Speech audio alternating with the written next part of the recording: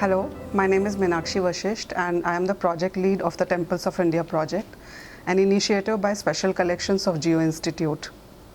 Recognizing the need of research-based information and architectural documentation, the project started in the state of Rajasthan with documenting temples that are under Archaeological Survey of India. Today, we are meeting with Dr. Pushkar Sohoni, who is Associate Professor and Chair of the Department of Humanities and Social Sciences at IISER Pune. Thank you, Dr. Sohoni, for joining us today. Thank you. So if you could start with the evolution over different historical time periods and different idioms that one can differentiate while visiting a particular site, that this is a temple belonging to a particular period. The history of temples in India is about 2000 years old. We do not have a lot of evidence for temples before that. And the freestanding temples that we think of when we say temples, we only have extant from the 5th century onwards.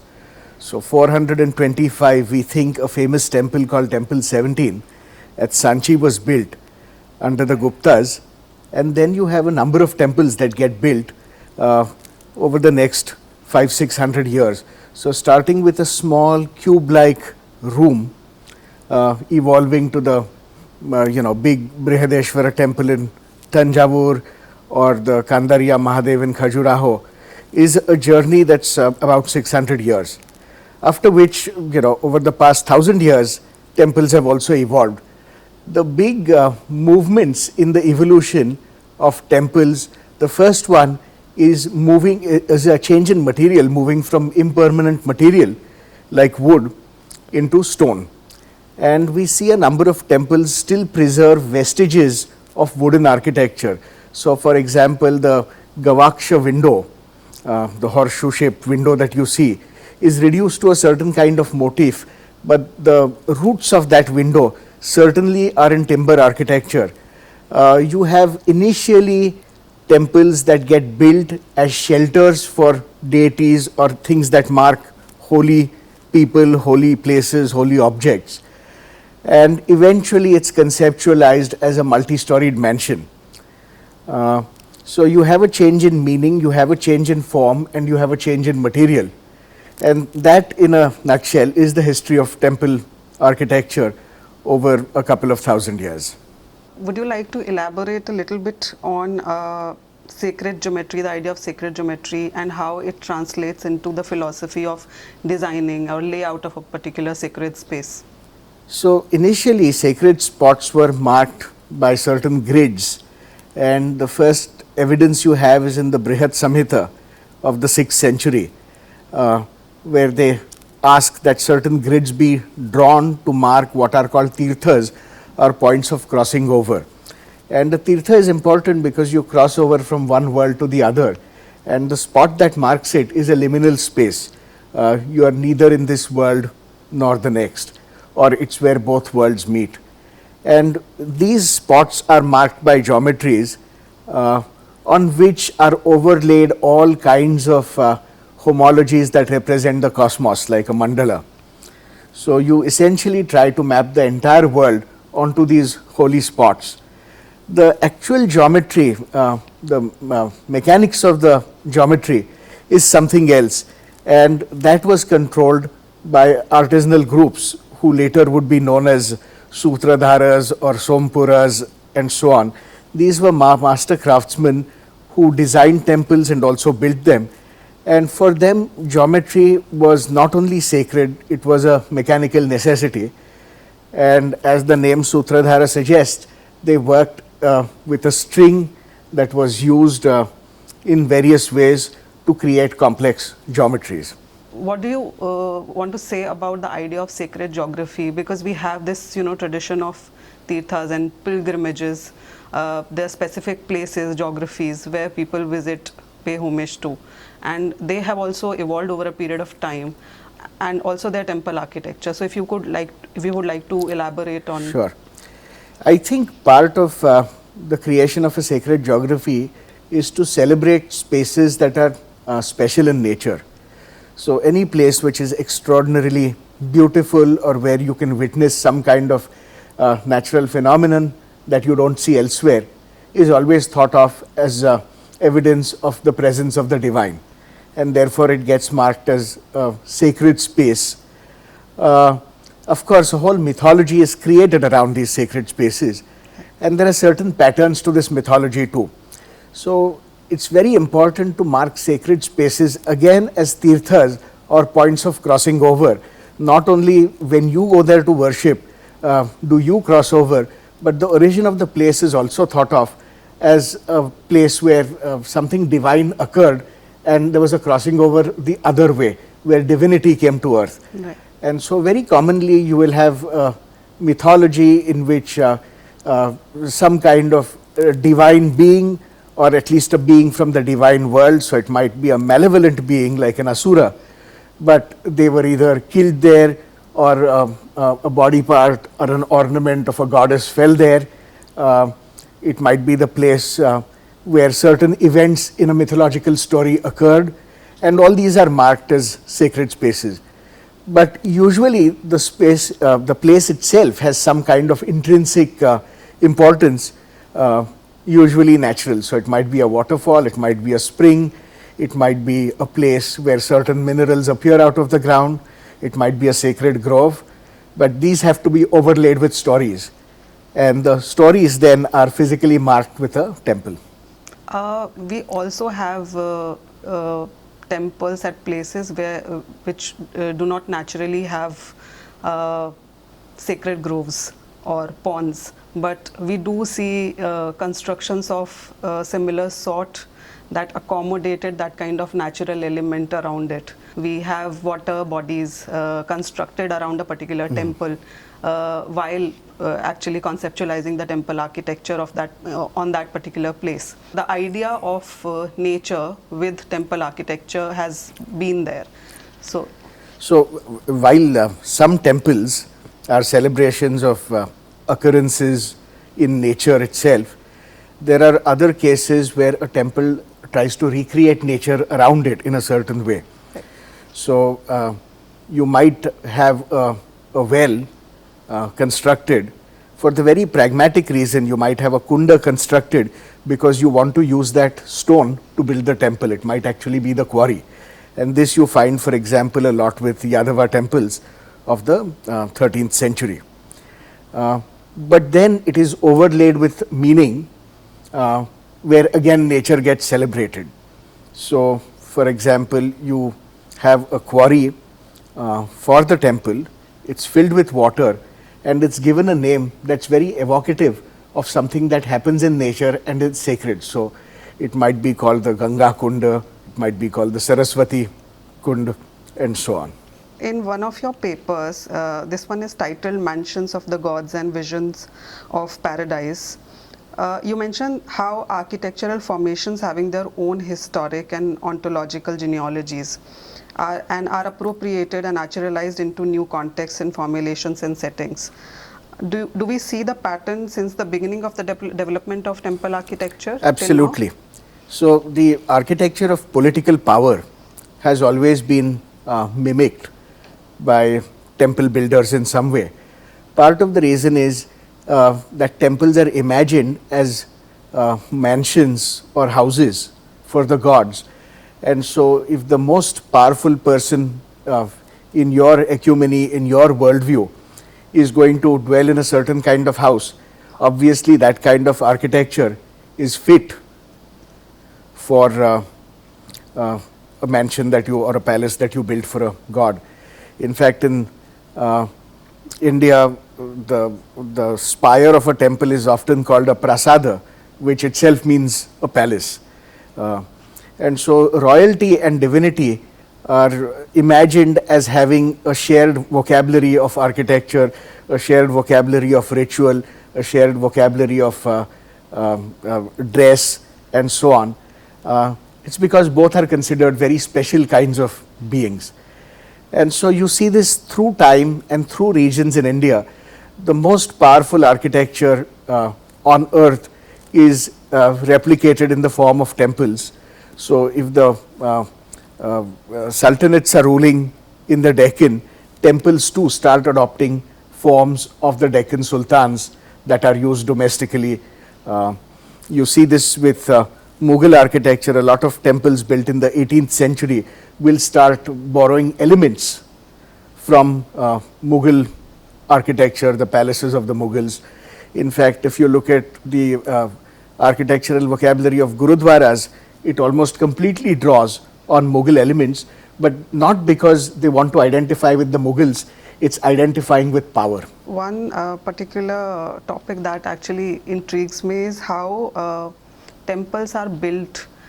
In the sense, we have references of texts or manuals that have laid down how a temple should be constructed.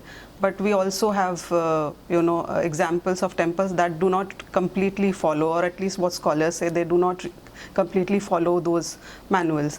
Would you like to elaborate on that? Well, temple building, when it emerges, has no set text to follow in the 5th, 6th century. The texts actually appear later. Temple construction and design is organic.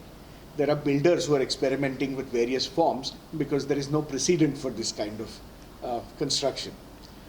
And so texts very often come after the plastic form.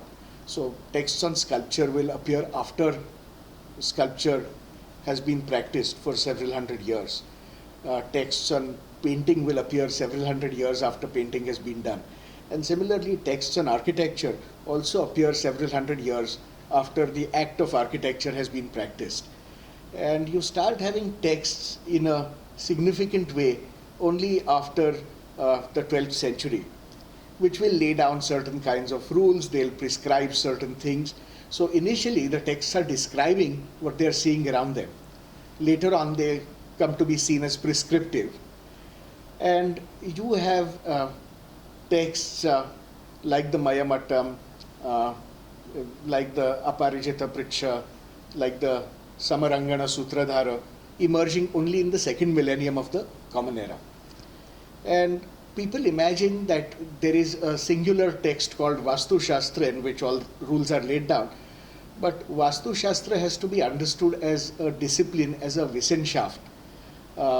It's not a text, but the sum total of all construction knowledge is to be understood as this Shastra. And there are many texts that detail specialized buildings, a text for temples, a text for laying out cities, a text for houses, and so on. There are certain places where we allow ourselves to be improved by technology, and certain areas where we want to be rooted to tradition. And so once you start having temples being built in stone from the 5th century onwards, I think there is an idea in people's mind that a temple has to be built in stone. Though you do see brick temples and you see temples being built in concrete now, an ideal temple in people's mind is still in stone. And so you might have a change in technologies where, as opposed to hand tools, I have seen temples being built with mechanical tools, stone cutters and so on. But we won't let go of the material, we'll only keep changing the technologies by which we cut the material. So that is one kind of change you see while keeping something absolutely intact. The other change, of course, from the 5th to the 10th century you see is of scale. What starts off as a small, modest structure becomes enormous, and that change of scale not only has to do with changing beliefs, how temples are received by various people, how temples also become very powerful and big in terms of the social or economic role they play, and the kind of royal patronage they receive.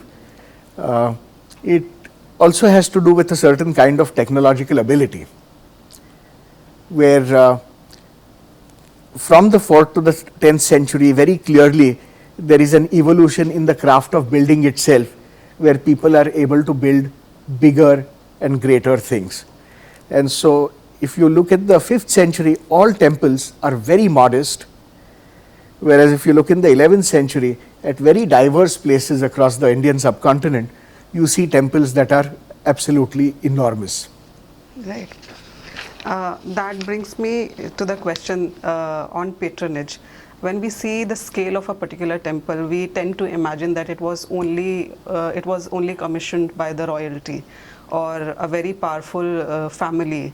And but we also see a lot of inscriptions in the temples which talk about donations from merchants, from local people.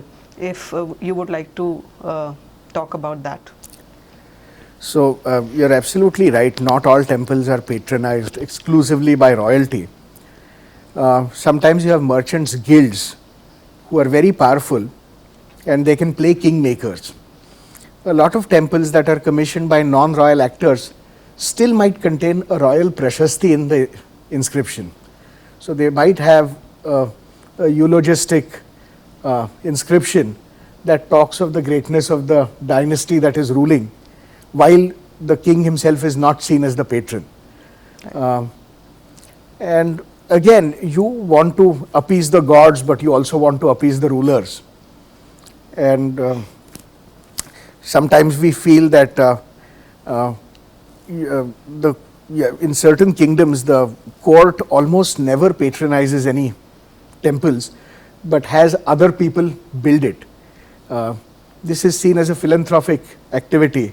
And like a lot of philanthropic activity now, which is carried out by business leaders, not the government, but endorsed by the government, we might see powerful actors in a kingdom build temples in the name of the king, but for the people. Another question that I have related to patronage is, when we see patronage or a particular monument financed by different set of people or different institutions like today, how does it translate into the design part or the architecture part of that particular space? There are always stories surrounding temples that credit the patron with some element of the design. A lot of it is sheer myth making. So, for example, in the case of the Kailas temple at Ellora, there is a story of how the king's wife refused to eat unless the top of the temple was completed, and therefore they started from the top so that she would not starve to death. But it's very unlikely that technical considerations can be overturned for the design whims of a patron. Temples follow very strict rules, both structural and also symbolic, that have to be carried out, and it's very difficult for one person to do something on a whim. It would have to be a whole group of artisans, a whole guild, the Sutradhara, and again, it's not easy to overturn convention, both human convention and divine convention. And so when kings or royal patrons are credited with making spot design decisions, the veracity of that is very questionable. Okay. At most, they might decide how much money they're willing to pay and what you can get for that money. Okay. You talked about guilds and artisans community. How do we see dissemination of knowledge of temple creation, of temple building, and what kind of autonomy, what kind of freedom that the community, artisanal community had when they were making the temple? So one of the most extraordinary things about stone temples from the 5th century onwards is how quickly this idea spreads all across not just India, but a greater vision of India. From Afghanistan to Indonesia, everybody is building temples of this kind. And as these ideas spread, as these visual forms spread, they are carried across geographies by groups of people, groups of skilled artisans that we like to think of as guilds, organized into guilds. And these guilds have working habits. And so you start getting different schools of construction. You also start getting different schools of design. Some of them are underlaid with a previous history of that region. So architectural forms that are dominant in a given region start really shaping the temple architecture in that region. The other big thing that shapes temple architecture, of course, is material. So, if you go to the south of India, you get granite. In western India, you have sandstone. In the middle, you have basalt. In Bengal, you have no stone but only clay, and so you have to build in brick. If you go certain places, all you might get is timber. And all these materials will shape your architecture because you have to deal with different material differently. You cannot make fine carving in granite that you can do with sandstone. And so the sculptural quality will change, the forms will change, and the scale will change. Okay. Could you highlight some significant temporal gaps or periods of limited documentation in the study of temple architecture in India? And how do these impact our understanding of the larger historical development of these architectural spaces?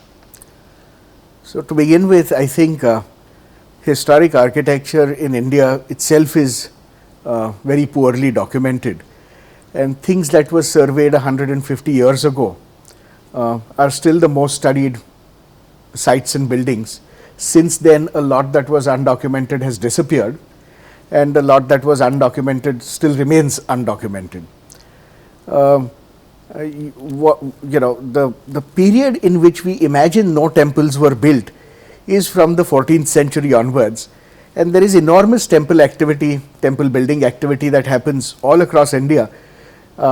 But because those temples don't follow a classical template, we don't think of them as temples, and those still remain very poorly documented.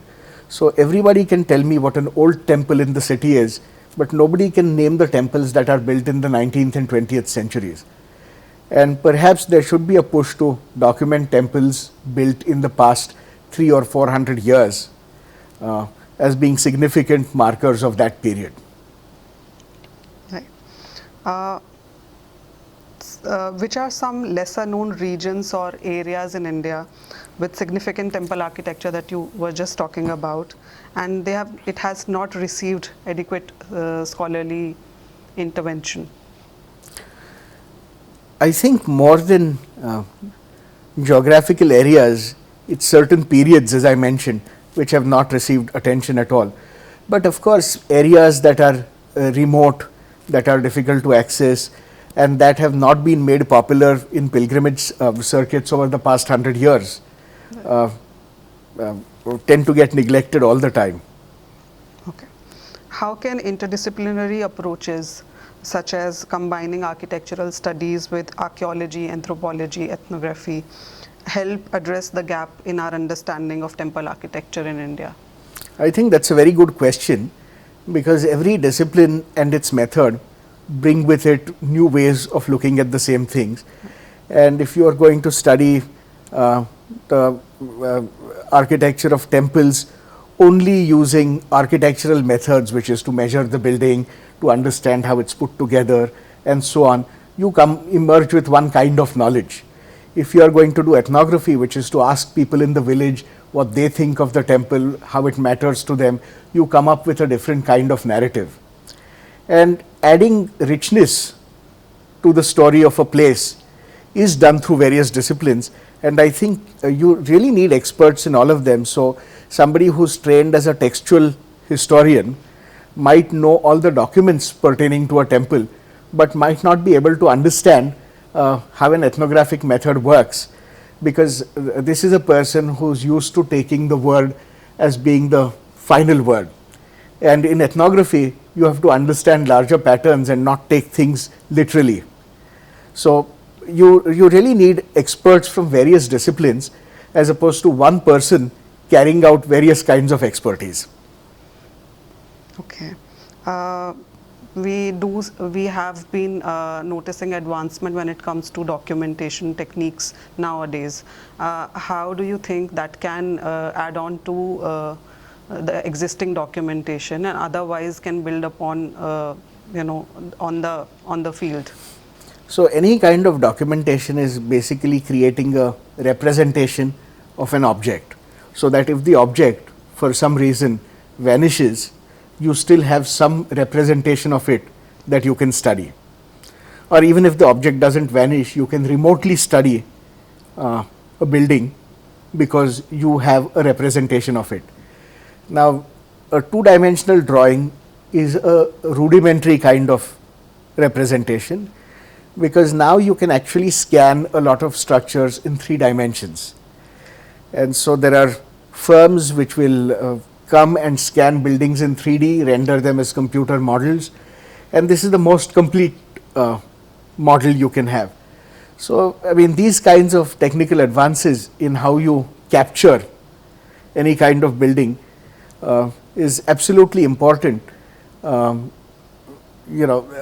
advancements will continue, but eventually you also need people who can interpret and understand the whole history and evolution of the morphology of a temple. It's not enough to just capture images, you also need somebody who can read them. So just like an X-ray, it's no good if you have 100 good X-rays if you don't have a radiologist who can tell you exactly what's happening. There was one more question in the end, which the idea of heritage, the concept of heritage. We have a lot of temples that are under the Archaeological Survey of India. We have a lot of temples that are under Devasthan. We do also have temples, plethora of temples which are not at all protected, are not under any, but they are with the community. They are abandoned temples, and which have been modified, in different ways. All these temples, which I've just talked about under different authorities, have their own share of, journey when it comes to modifications, architectural. Conservation, restoration. What if you would like to say something on this? So there are 2 schools of thought, one of which is to say that if making modifications in a temple is a continuous tradition that's happened over 1,000 years, why stop it now? In fact, your heritage is that you have changed and modified it every so many years, and so we shall continue to do so. Whereas you also have the absolute Puritans who will say it should remain frozen at the moment of its creation. The building should not be tampered with at all. And then you have positions in between where you say, let's freeze it at the moment it was in 1800 or 1700.